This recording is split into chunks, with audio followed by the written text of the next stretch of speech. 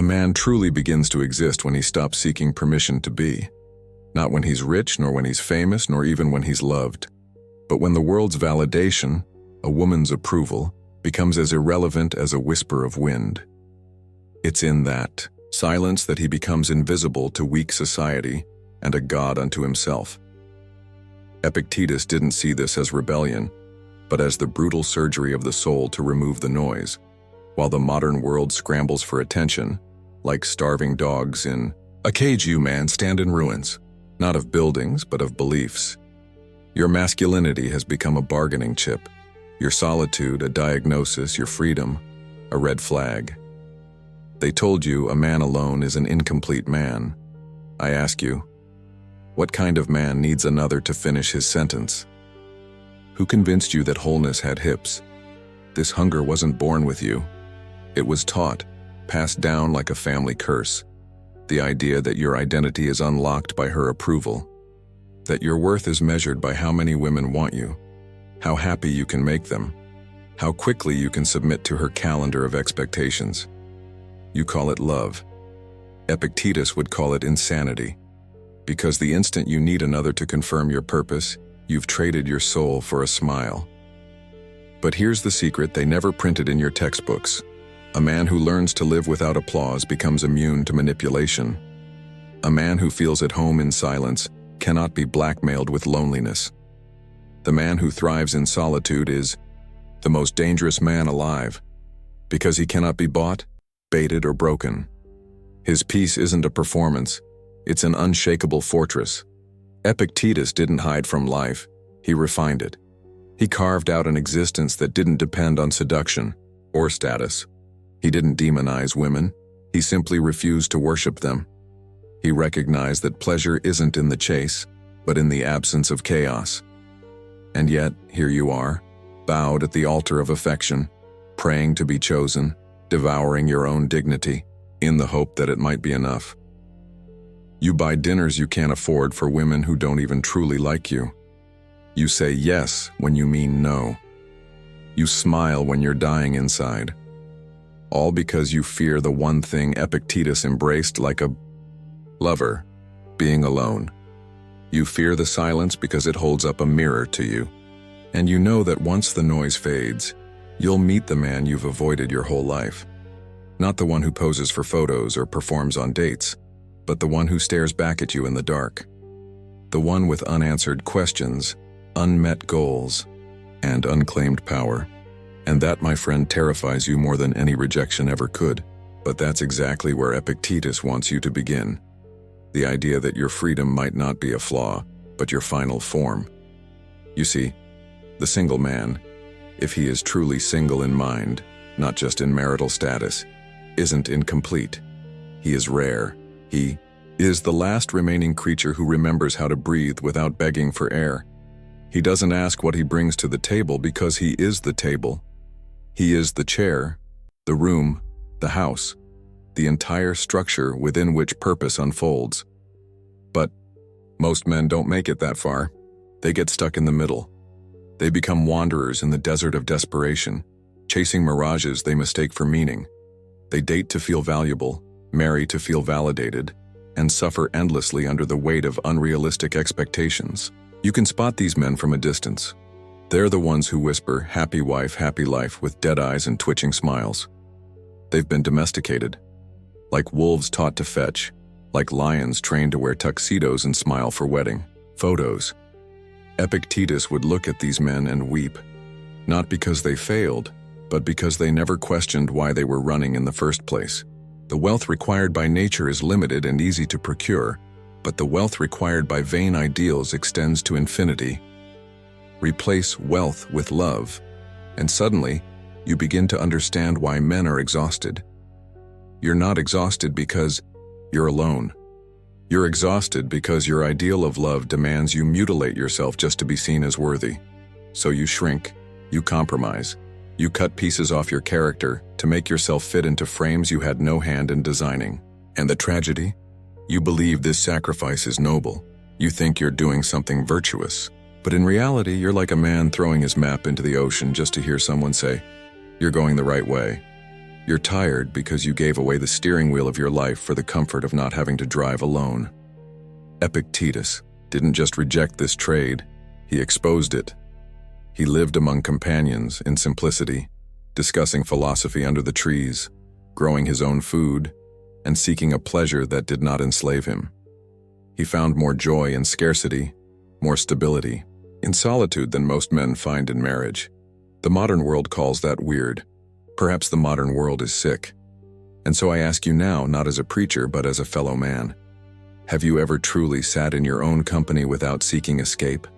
Have you ever woken up, brewed your coffee, and thought not of who should be lying next to you, but of what still lies within you?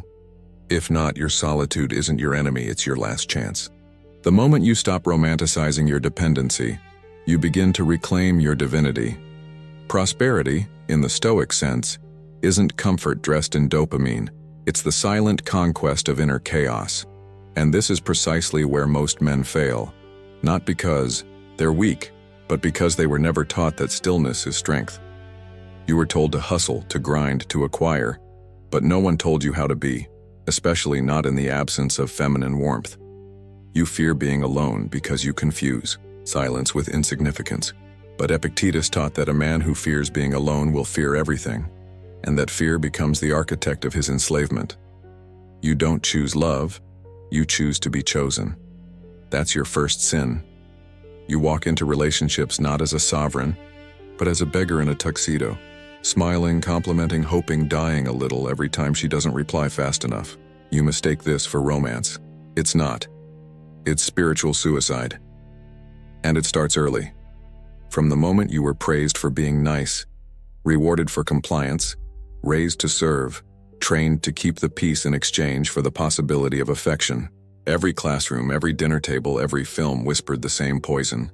To be wanted is to be worthy. You didn't learn to build a kingdom. You learned to decorate a cage. But here's what Epictetus grasped, and what modern men must urgently remember. The highest human experience isn't found in passion, it's found in peace. And peace is impossible when you outsource your emotional temperature to the mood swings of someone else. What does this mean for the single man? It means that what the world calls lonely, Epictetus called freedom. It means that every night you sleep alone, every weekend you spend with your own thoughts, every meal you prepare without an audience. These aren't symptoms of lack, they are symptoms of liberty. And let's be brutally honest, how many men in relationships today are truly free? Free to dream without asking, free to speak without filtering, free to walk away without ruining their lives? You see them smiling in pictures, nodding in restaurants, attending therapy to discuss how to be better partners, as if their masculinity is a disorder to be managed, not a force to be honored. But the single man who follows Epictetus knows better. He no longer treats his solitude like a waiting room. He knows it's a temple, a space where his mind sharpens, his soul settles, and his time becomes entirely his own. He reads not to impress, but to understand. He exercises not to attract, but to conquer the laziness within him.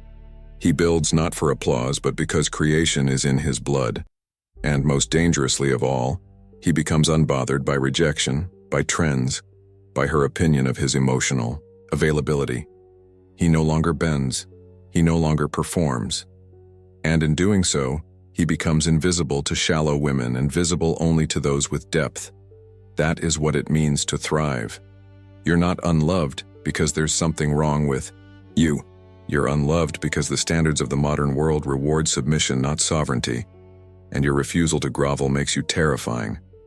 But brother, be terrifying, because the world doesn't need more agreeable men, it needs more sovereign ones. And sovereign men are forged in silence. Women were just the mirror. What you feared was your own reflection in their eyes. The truth that you had no identity outside of being desired. The truth that your greatness was negotiated away for crumbs of comfort. That every "I love you" you chased was, in fact, a mask you wore to avoid confronting the fact that you'd never built anything within yourself. Epictetus saw through this illusion with a blade so sharp it still cuts today. He understood that the world doesn't oppress men with chains, but with distractions, cheap pleasures, shiny promises, warm bodies that cool with time. You think you're choosing pleasure, but you're just choosing dependency in a prettier bottle. He warned us. Of all the means to ensure happiness throughout the whole life, by far the most important is the acquisition of friends. But we replaced friendship with infatuation, brotherhood with shallow connections, truth with performance. And so you walk around with a grin stitched onto your soul like a wound covered in perfume. You say you're happy, but only when she's texting, only when she's watching, only when you're useful. You've turned your heart into a vending machine. You insert kindness, effort, money, time, and you expect affection in return. But this isn't love. It's commerce. It's negotiation wrapped in poetry. And Epictetus would laugh, not out of mockery, but sadness. Because you've been told to fear the single life, that it means no legacy, no love, no warmth. But here's the real question. If being single means you finally confront your own hunger, your own silence, your own madness, is that truly a curse? Or is that the very alchemy that turns men into kings? Think about it. The most powerful ideas in history, the most radical creations, the deepest meditations, did they come from the arms of lovers or the fires of isolation? Do you think Marcus Aurelius wrote his meditations at a candlelit dinner with his wife? Do you think Da Vinci painted while replying to texts? Did Epictetus himself find enlightenment while arguing about where to eat? No, they withdrew, they detached. Not because they hated people, but because they knew that greatness requires stillness, and stillness cannot grow in a house built on emotional turbulence. So ask yourself now, and do it honestly. Have I ever truly been alone? Or have I just been between women? Has your solitude ever been deliberate, or was it always just an accident you tried to fix? Until you can choose solitude as a path, not a punishment, you're not single. You're just stranded. But the man who is truly single, intellectually, emotionally, spiritually, he becomes a volcano of potential. He doesn't need to seek validation because he has replaced external approval with internal order. His days are shaped not by the weather of her emotions, but by the architecture of his own intentions. And when that man finally does choose to love, if ever he does it from abundance, not lack, from fullness, not famine, from truth, not thirst. But first, he must earn the right to be whole. And that, my brother, is the journey the world keeps mocking because it fears what you might become if you ever complete it. The death of the modern man's myth of usefulness. You think you're thriving because you're helpful, because you're needed, because she leans on you, calls you when she's sad, texts you when her world is crumbling. But usefulness isn't love, it's employment. And the moment your value is rooted in utility, you're no longer a partner. You're a tool, replaceable, predictable, breakable.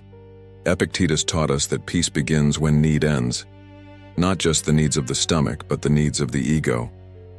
And what is modern romance if not a contract of mutual ego feeding? You tell her she's perfect, she tells you you're strong. You buy her dinner, she gives you affection. You say yes when you want to say no. She says maybe when she means never. And you both pretend this is love. It is not. It is polite civil war. The single man who thrives has exited the battlefield. Not because he lost, but because he saw that the war was a distraction. Epictetus walked away from the city, from politics, from public ambition. Not because he was weak, but because he understood that freedom isn't earned in conquest, but in withdrawal. And what you must understand now is this. If your identity requires constant maintenance by others, then you are still enslaved. If your peace depends on whether or not she still loves you, then you are living on borrowed oxygen. You're not lonely, you're unfamiliar with yourself. And this is where solitude becomes sacred, not as a delay of destiny, but as the only state where you finally meet your raw, unvarnished self. The version of you that has nothing to prove. No flowers to buy, no pictures to post, no jealousy to provoke. Just a man breathing, unwatched, unapplauded, unapologetically alone. Can you handle that? Can you sit in a room unplugged from performance and still feel significant? Most can't. They rush back to the apps, back to the banter, back to the small talk that masks the large emptiness. inside them, but not you, not if you walk the Stoic path. Because this path, though quiet, is brutal in its honesty. It asks you, what do you do when there's no one to impress? What do you believe when no one is around to agree? What kind of man are you when she's not watching? The answers you find, those are your true character. That's why Epictetus didn't build temples, he built gardens, quiet spaces, natural places where thinking replaced chasing, where wisdom replaced desire, where depth replaced drama. Modern men are broke, not in wallet, but in will. They sell their energy for flirtation, their dreams for comfort, their fire for the false promise of emotional security. But the thriving single man, he spends his hours like gold. He guards his mind like a fortress. He plants thoughts like seeds and waters them with silence. And in time, the world wonders how he became so untouchable, so wise, so composed. But they forget it's because he had the courage to walk alone long enough to become whole. Most men will go to their graves with songs unsung, talents unused, and silence unmastered. Not because they were weak, but because they were distracted.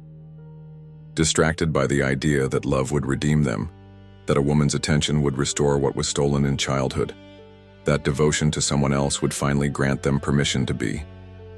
But Epictetus would look them in the eyes and ask, who gave you the idea that you were broken to begin with? The world sells you completion. Epictetus gave you sufficiency. The world tells you, find the one. Epictetus tells you, find your center. The world hands you a checklist of status symbols, marriage, mortgage, maternity photos, and dares you to call it purpose. But Epictetus hands you an empty page and says, write what matters. And the most important truth on that page, you are always enough alone. You have a choice.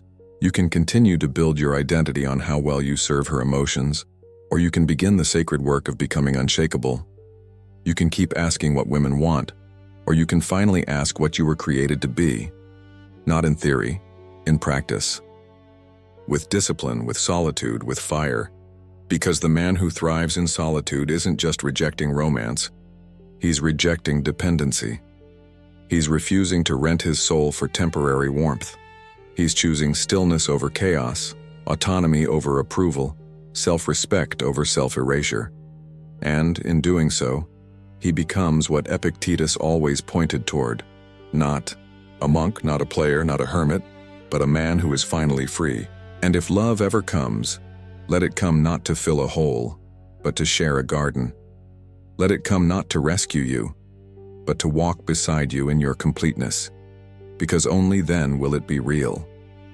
Until that day, water your mind, guard your time, master your silence, and for the love of everything holy, do not apologize for being alone. Because in the kingdom of Epictetus, the man who walks alone walks the furthest. If this message reached you, it's because you're not alone. Support the cause and help someone else. Like, share, and subscribe, and support our cause.